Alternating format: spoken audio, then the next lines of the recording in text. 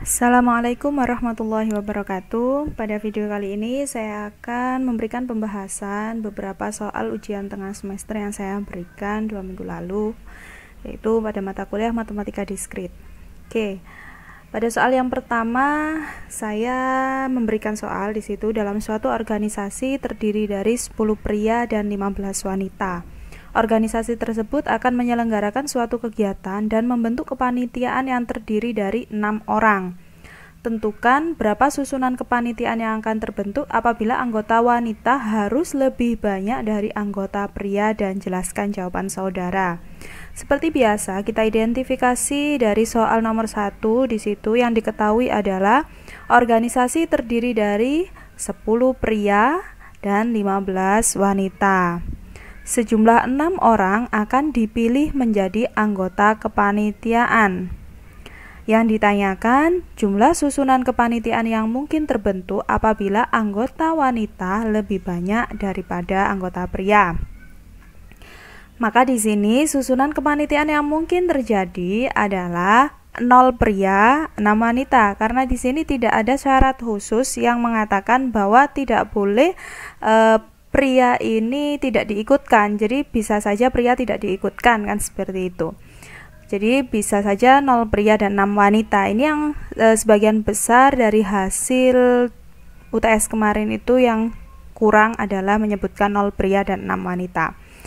Atau, jadi ini kan kemungkinan, jadi ada kata atau 1 pria dan 5 wanita, atau 2 pria dan 4 wanita, sehingga jumlah kemungkinannya di sini adalah karena di sini ada 10 pria sedangkan yang dipilih adalah 0, kita pakai kombinasi. Kenapa kombinasi? Karena memilih tidak berdasarkan, tidak memperhatikan urutan, tidak memperhatikan di situ sebagai ketua dan sebagainya. Jadi kalau dipilih siapapun itu sama saja, kan seperti itu.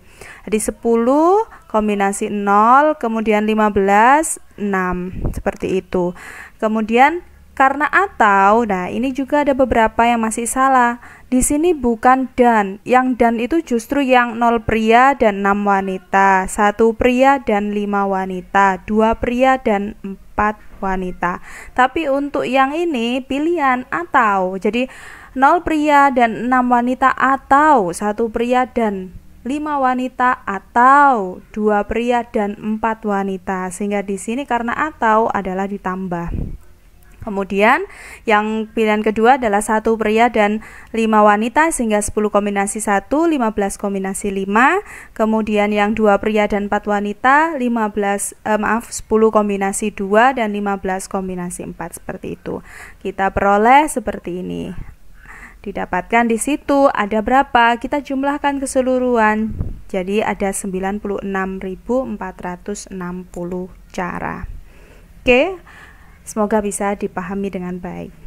Untuk yang nomor kedua, dalam sebuah lemari, ibu menyimpan 12 toples kue yang terdiri dari 7 toples berwarna hijau, 5 toples berwarna ungu. Berapa banyak cara ibu mengeluarkan 8 toples sehingga di lemari tetap ada paling sedikit 1 toples hijau dan 1 ungu? Jelaskan jawaban saudara.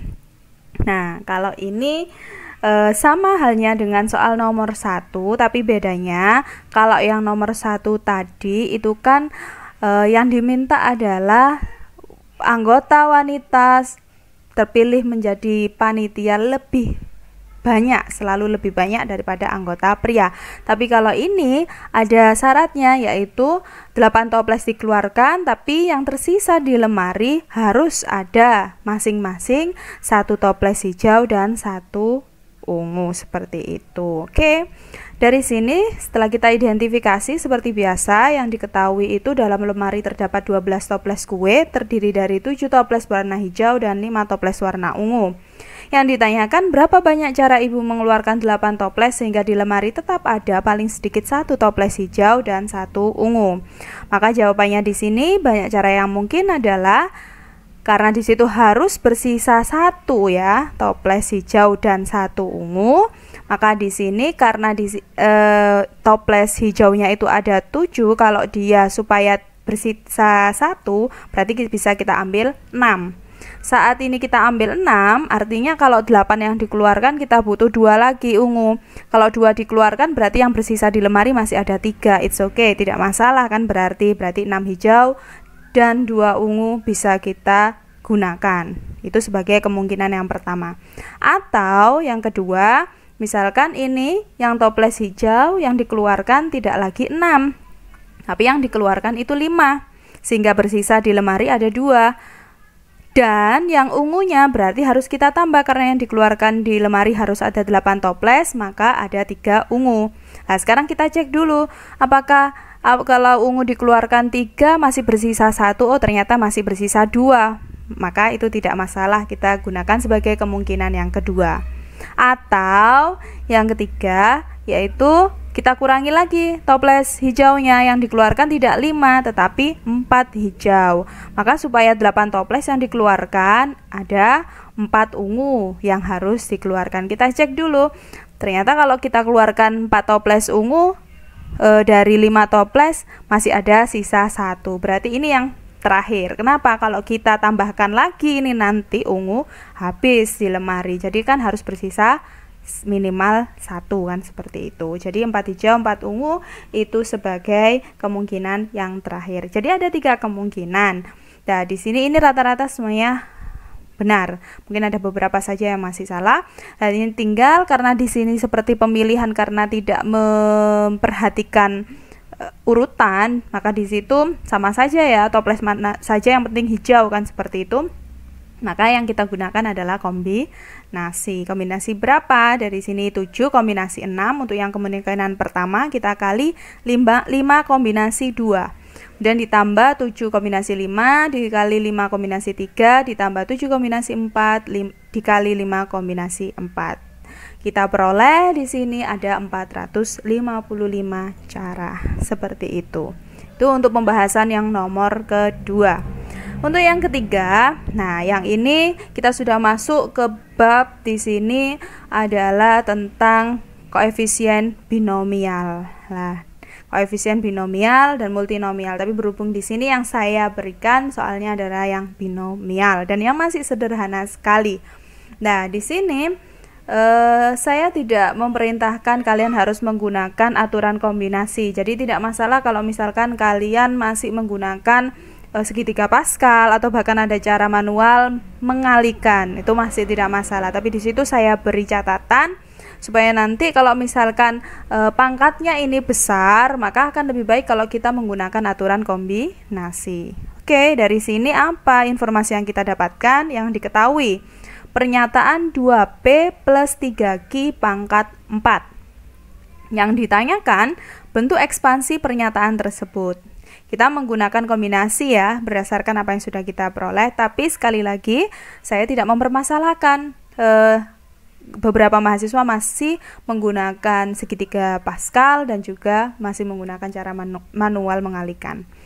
Dari sini berarti apa? Di sini kita tuliskan sigma K sama dengan 0 sampai 4 karena di sini pangkatnya 4. Kemudian kombinasi 4, K.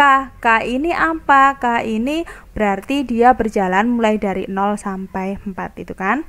Jadi kemudian di sini kalau kemarin hanya A dan B, kalau sekarang dia bedanya ada koefisiennya juga, tidak hanya P dan Q tapi ada 2P. Jadi harus ikut di dalamnya 2P pangkat 4 min K dikali 3Q pangkat K, seperti itu.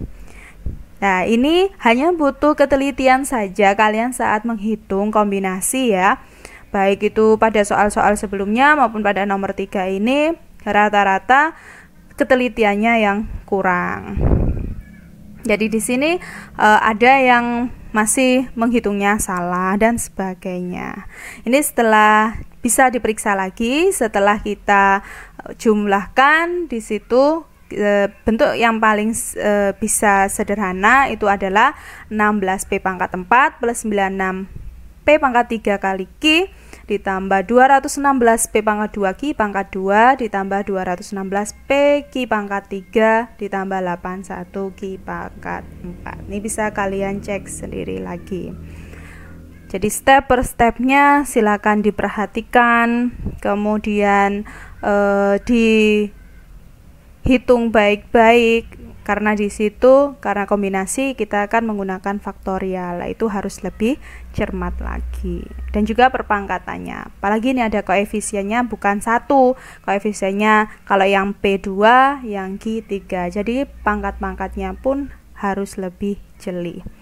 Oke, untuk yang nomor 3 saya rasa jelas. Untuk yang nomor 4, nah, di sini kita sudah masuk ke materi fungsi pembangkit.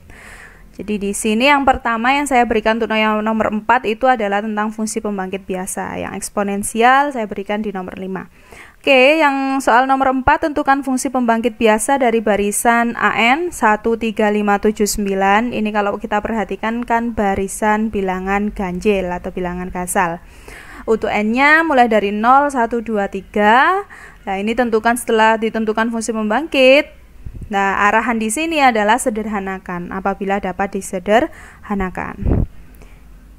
Nah, seperti biasa kita tulis yang diketahui apa, kemudian yang ditanyakan apa. Jelas dari soal bahwa yang diketahui adalah barisan gasal, barisan bilangan ganjil 13579. Kemudian yang ditanyakan adalah fungsi pembangkit biasa dari barisan tersebut.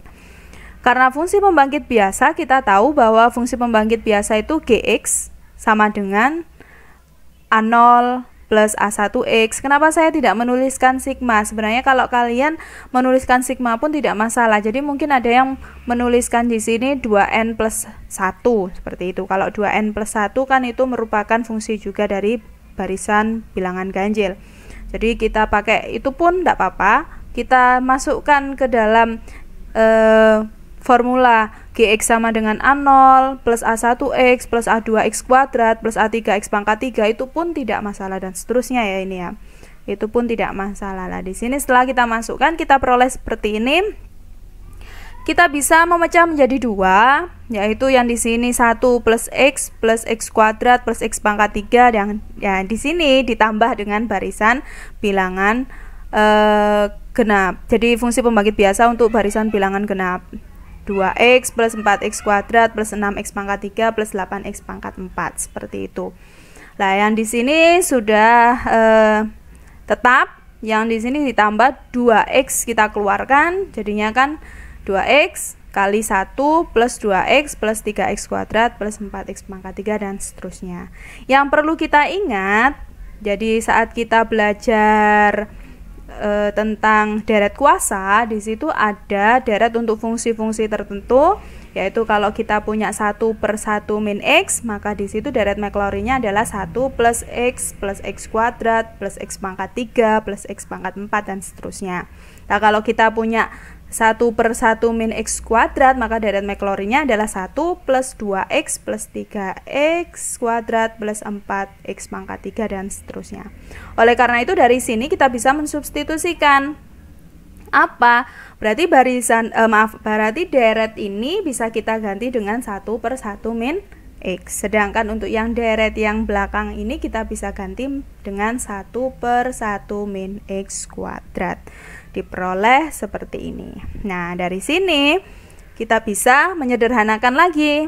Jadi kan yang diminta kan yang bentuk paling sederhana. Jadi kita sederhanakan sampai pada bentuk yang paling sederhana. Lah di sini kita bisa menjumlahkan. Nah, tinggal dikalikan aja yang sebelah 1 per 1 min X ini dengan apa? Dengan 1 min X per 1 min X. Jadinya kan penyebutnya sama-sama menjadi 1 min X kuadrat.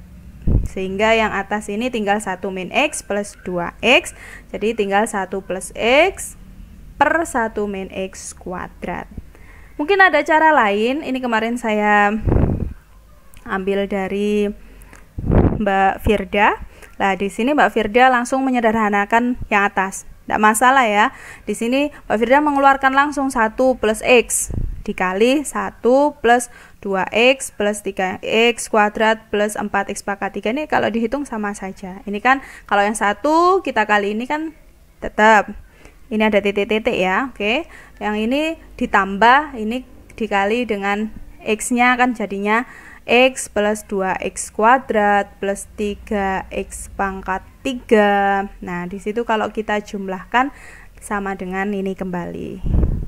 Nah, ini tinggal ininya digantikan, deret kuasanya adalah 1 per 1 min X kuadrat, itu sama dengan 1 plus 2X plus 3X kuadrat plus 4X pangkat 3 dan seterusnya. Jadi lebih simpel. Boleh, tidak masalah. Oke, kemudian yang terakhir di sini, soal yang terakhir tentang fungsi pembangkit eksponensial. Di situ saya punya barisan AN 1, 1, 2, 6, 24, 120 dan seterusnya. Nah, tentukan fungsi pembangkit eksponensialnya dan sederhanakan apabila dapat disederhanakan. Nah, ternyata di sini ini kebetulan barisan yang sangat simpel sekali. Jadi kenapa di sini? Kalau fungsi pembangkit eksponensial bentuknya adalah Gx sama dengan A0 plus A1 X per 1 faktorial plus A2 X kuadrat per 2 faktorial plus A3 X pangkat 3 per 3 faktorial dan seterusnya. Kita tinggal masukkan saja barisannya apa saja sebagai pengganti A0, A1, A2 ini ya. Jadi untuk yang pertama kan barisannya suku pertama 1, kemudian yang A1-nya 1, yang A2-nya 2, A3-nya 6, A4-nya 24, A5-nya 120 dan seterusnya. Ternyata bentuk-bentuk ini itu adalah bentuk-bentuk faktorial, hasil faktorial ya kan. Yang ini 0 faktorial, yang ini 1 faktorial, yang ini 2 faktorial, yang ini 3 faktorial. Atau boleh yang faktorialnya kita hitung seperti ini, boleh sama saja. Ada di sini kalau dibagi masing-masing itu kan menjadi 1. Jadi tinggal sama dengan 1 plus X kuadrat plus X pangkat 3 plus X pangkat 4 plus X pangkat 5 dan seterusnya. Kita ingat lagi deret kuasa, deret Maclaurin yang kita punya 1 per 1 min X itu kan sama dengan 1 plus X kuadrat plus X pangkat 3 plus X pangkat 4 dan seterusnya. Dari situ berarti kita dapatkan apa? Di situ fungsi pembangkit eksponensial dari barisan 1, 1, 2, 6, 24, 120 dan seterusnya adalah Gx sama dengan 1 per 1 min X. Oke, saya rasa cukup jelas. Kalau memang ada yang perlu ditanyakan atau didiskusikan, silakan menuliskan di kolom komentar. Terima kasih. Wassalamualaikum warahmatullahi wabarakatuh.